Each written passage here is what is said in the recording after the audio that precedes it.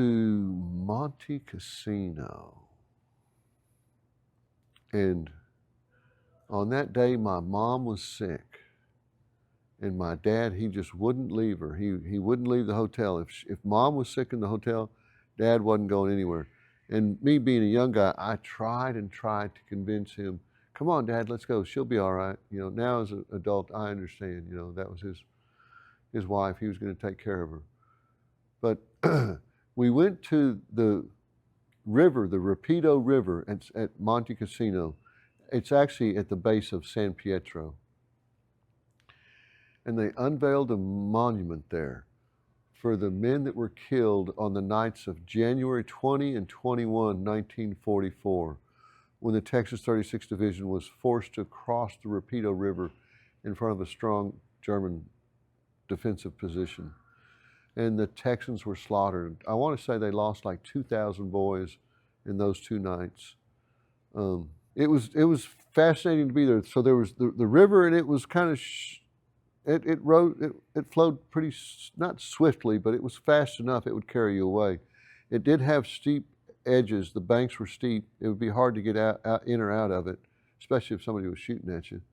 But there was a horseshoe in the river, and right about there was this town of San Pietro across the river where the Germans were. And the Americans tried to ford it there. And I remember them saying that 2 weeks later, American bodies were washing out into the Bay of Naples that were just riddled with machine gun bullets. And I'll just show a couple pictures here. And when we got to the beach at Paestum, actually where the landing crafts hit, in front of those Greek ruins, there was concrete, like a boat ramp from the road that went out onto the beach, and then it stopped, say 20 or 30 yards shy of the water. And so everybody's ambling along, we're walking out towards the beach, and you know, everybody's happy that we're at the beach, everybody's happy. My dad always talked about the beach when I was a kid at the dinner table. He would make reference, he would never say Salerno, he wouldn't talk about fighting or anything like that, but he would make reference to the beach. And so when we got to, let me show here, when we got to the end of that concrete, my dad stopped me and my mom like this, and he said, "Don't walk out on the sand, it's mined." And I looked at him, I said, "Dad," you know, I kind of chuckled. I said, "It's been 40 years. And he gave me that stare, and he said, "Son, don't walk out on the beach, and don't pick anything up. They booby-trapped it." And so I'm thinking, you know, this is kind of weird. And so all these people walk around, and they're milling around on the beach, and my dad keeps us on that concrete, and we stand there. But you know, if you think about it, imagine going back 40 years later with your wife and kid, and one of them steps out there and steps on a mine that was never detected. You can see in this picture the concrete where it stops. And my dad, you can see the attire that he's wearing, and he's happy-go-lucky, but he won't walk out there. And so a couple days later, we're an hour or so away probably from the beach, and my dad goes, "I want to go back to the beach." He said, "Take me back to the beach." All right. So I rented a taxi, and we drove back to the beach. And there were all these people walking around on the beach. And so my dad said, "Come on." And we walked out on the beach. And when we got there, my dad got kind of weird. And there you can see he's got the 1,000-yard stare here. He's messed up. He's having trouble. So we stood around on the beach for a little bit, and he didn't talk much. Here we are again on the beach. He didn't talk much.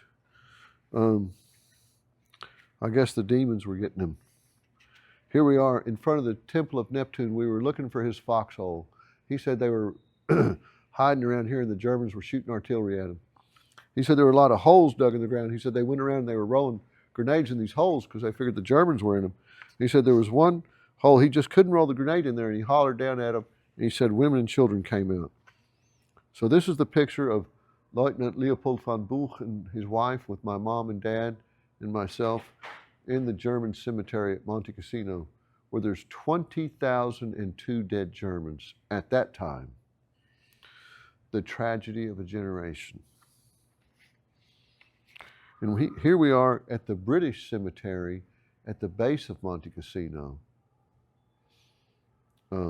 My dad told me that he was in the bush for months at Monte Cassino, and he said if you moved during daylight hours, they would call artillery on you. He said you couldn't move during the day. He said any movement, it had to be at night. And he also said he was there. He watched when the American bombers came over and blew the Abbey off the face of the mountaintop. And he said there was a German ACAC gun hidden in some rock somewhere. He said it was firing at those bombers. He said an American fighter made one swoop on that flak emplacement. He said it silenced it. He said it didn't make any more noise or fire anymore. And then he talked about the Germans that surrendered afterwards. And he said that they had blood coming out of their ears and their nose from the concussion, from all those bombs landing around them. I guess if you have, I guess it was the 9th Air Force or the 15th Air Force that flew over them and drops, 20,000 tons or whatever they did on the top of a mountain, and you're on the side of that mountain, you might be a little shook up.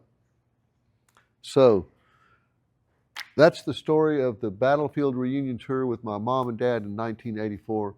I was fortunate enough to go and be with my mom and dad for that. It was important for me to be with my dad there, and I know my dad wanted to go back to the beach.